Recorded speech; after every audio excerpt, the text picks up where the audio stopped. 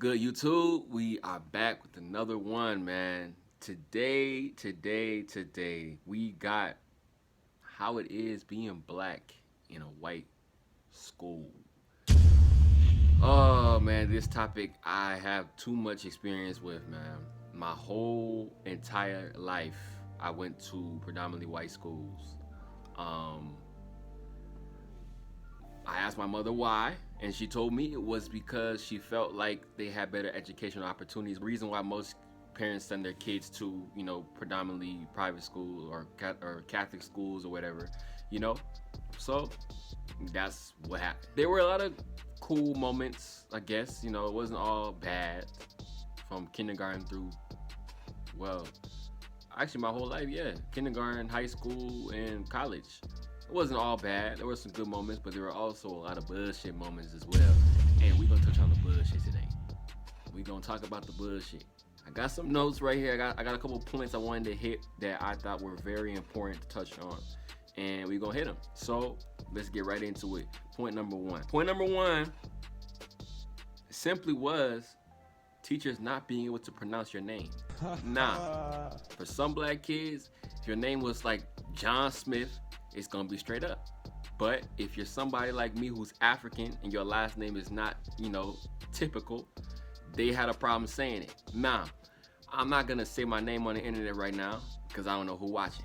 But one thing I do know is that being African, I ain't gonna lie, our names sometimes can be kind of tough. Ain't nobody faulting the white teacher if she don't know how to say your name. But one thing I do think though is that as a teacher, you should take time out to call that student aside and be like, hey, how do you say your name? Learn the pronunciation and then say it.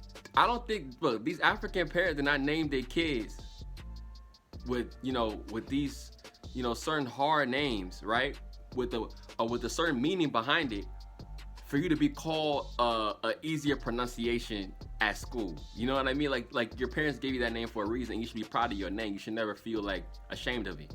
With me, my last name, it's like you reading down the list, and after it's like you in class, right? And teachers like doing attendance, like roll call, and they're going through the list, and you seeing, and after a while of doing it, like when your name is about to be called, when it's getting closer, cause like it's in alphabetical order. Every time they got to my name, it's like, oh, this is gonna be a tough one. It's gonna be a tough one. And then when they try and then fuck it up really bad, and the whole class is just laughing at you, then they gotta call you out and be like, oh, how do you say it? And like, oh my God, wow, that's a tough one. I'm like, bro, that's my name. You know what I mean? I'm proud of my name. And during that time though, I used to hate my name. Bro, I'm changing this shit when I get older, because I'm tired of people laughing at it. But you should always be proud of your name and don't be ashamed of it. The teacher, make sure you correct her when she's wrong and don't let it slide. If they keep saying it wrong, correct them. And then if they keep doing it and you keep feeling offended about it, you talk to them about it and be like, hey, you gotta fix this now because I don't like how you're doing this. Right? Number two, not feeling a sense of belonging. Me, when I was like in like 3rd, 4th, 5th grade, mainly elementary school. When I got to middle school and above, it got easier. But in elementary school, I always felt like I didn't belong. But like, oh, I don't fit in with the black people. I would go and hang out with like black kids on the weekends when I wasn't in school at the community center, at the local community center or whatever. I go there, these kids calling me preppy, they're calling me like the whitest black kid they know, all these type of names, and I could clearly tell because I talked white, or whatever that means. I wasn't, I didn't act like they did. So they felt like I was different. So they would always treat me like an outcast. Then I'm in school with the white kids and I don't relate to these kids at all. Like, I used to always remember hearing white kids talk about, oh, I have a cabin and this and that. I have this and that. I'm like, so y'all have a house that y'all don't live in, right? And you paying for that? And I'm living in a little townhome over here that mom barely able to afford. And y'all got another house somewhere else that you don't live in for most of the year, that you're only at for like a month out of the year. Wow. Like, I'm telling you, I used to feel so bad about myself. I'll be like, bro, I ain't got nothing. Like, oh God, I'd be like, bro, I ain't got nothing, bro. It's crazy how, like, it's really crazy how as you mature, how your mindset really changes. Because you look back at how you were thinking back as a teenager or as like an elementary school kid, and you're like, damn, bro, my mindset was ass. Number 3, the racism. Bro, the racism from kindergarten through 8th grade, it was chill. But when I got to high school, that's when it started getting out of hand. I remember my freshman year, bro, there was this guy on my basketball team, and he took up, I guess I was reenacting somebody, like with like their eyes like this, right? Bruh. And he took a picture of it without me knowing. He took a picture of it and he posted it on Twitter. I didn't know about any of this until somebody told me. Like somebody came to me and told me and showed me the picture.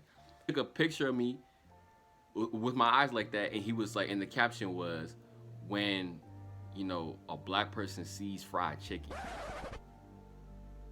I'm like, bro, what the fuck? Bro, after that shit, I was like, bro, I gotta get the fuck out of here.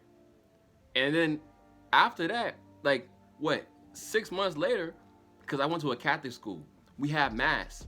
At mass, it's like a part in the mass. If you're not Catholic or whatever, there's like a part in the mass where you're supposed to like shake hands with everybody around you. This white dude had the nerve to say, "Peace, nigga." Peace, nigga. Who are you? At that, and I was so skinny. I was a freshman. He was a sophomore, bro. But he was like a bodybuilder type dude, bro. You know, I'm like, I'm not about to fight this dude.